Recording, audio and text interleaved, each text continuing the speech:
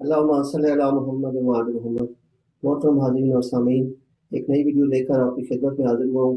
آج کی video cancer کے بارے میں ہے، کینسر کا تعارف اس میں پیش کیا جائے گا، تو دیکھتے رہیے۔ میرے چینل کو لائک اور سبسکرائب ضرور کیجیے گا۔ تو چلتے ہیں ویڈیو کی طرف۔ انسانی جسم میں پیدا ہونے والی کسی مہلک رسولی یا زخم کو طبی اصطلاح میں مختلف ناموں سے یاد کیا جاتا ہے، مثلا کینسر، سرطان، آکلا، کارسینوما اور سارکوما۔ جسم کے جس حصے پر سرطانی رسولی یا زخم پیدا ہو جائے اسی مناسبت سے اس کو نام دے دیا جاتا ہے۔ تاہم ہر کینسر کی علامات اور علاج مختلف ہوتا ہے۔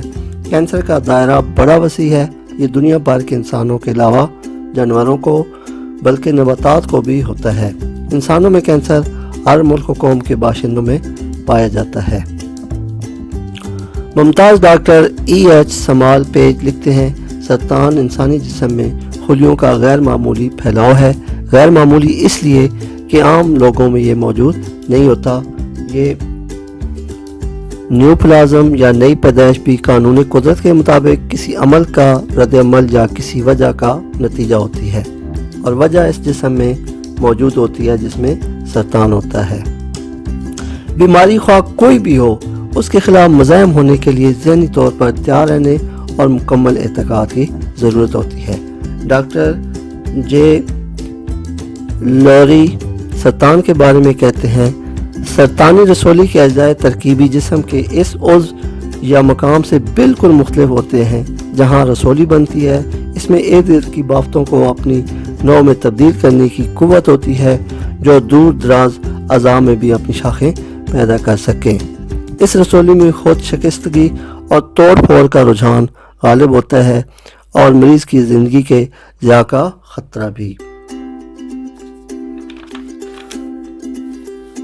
برطانیہ کے ماہر homeopathic doctor Grimmer cadmium cure of cancer میں لکھتے ہیں، میں اس حقیقت پر زور دینا چاہتا ہوں کہ ہومیوپیتھی دنیا بھر میں سرطان کے خلاف جدوجہد میں سب سے زیادہ عظیم اور کارگر قوت ہے۔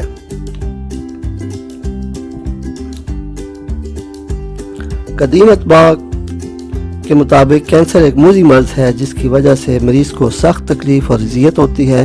یہ پھوڑا ابتدا میں چھوٹے ابھار کی شکل میں ظاہر ہوتا ہے، اس کی رنگت سیاہ ہوتی ہے اور چھوٹے سے ابھار سخت محسوس ہوتا ہے۔ رفتہ رفتہ یہ سختی شدت اختیار کر جاتی ہے اور اس کے اندر سیاہ و سبز جڑیں نمودار ہوتی ہیں اور ان میں آگ جیسی شعلے کی مانند حرارت پیدا ہوتی ہے جو ہمیشہ بھڑکتی رہتی ہے۔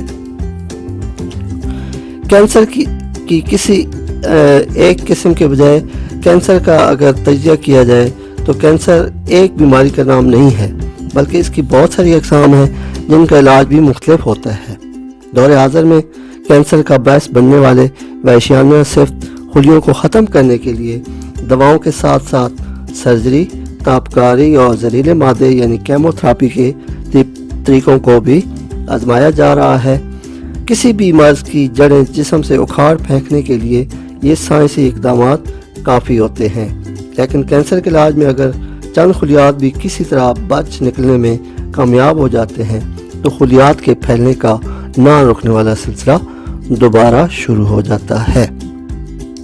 جب کوئی معالج کسی بھی مریض کو کینسر کی خبر سناتا ہے تو اس کے ذہن پر یہ خبر بجلی کی طرح گرتی ہے، سوچنے سمجھنے کی صلاحیت مفقود ہو جاتی ہے، پردہ شعور پر موت کے فرشتے منڈلانے لگتے ہیں اور اس کے دل و دماغ میں یہ بات ثابت ہو جاتی ہے کہ کچھ بھی ہو جائے اب میں بچ نہیں سکتا، اب کوئی تدبیر مجھے موت کی آغوش میں جانے سے روک نہیں سکتی۔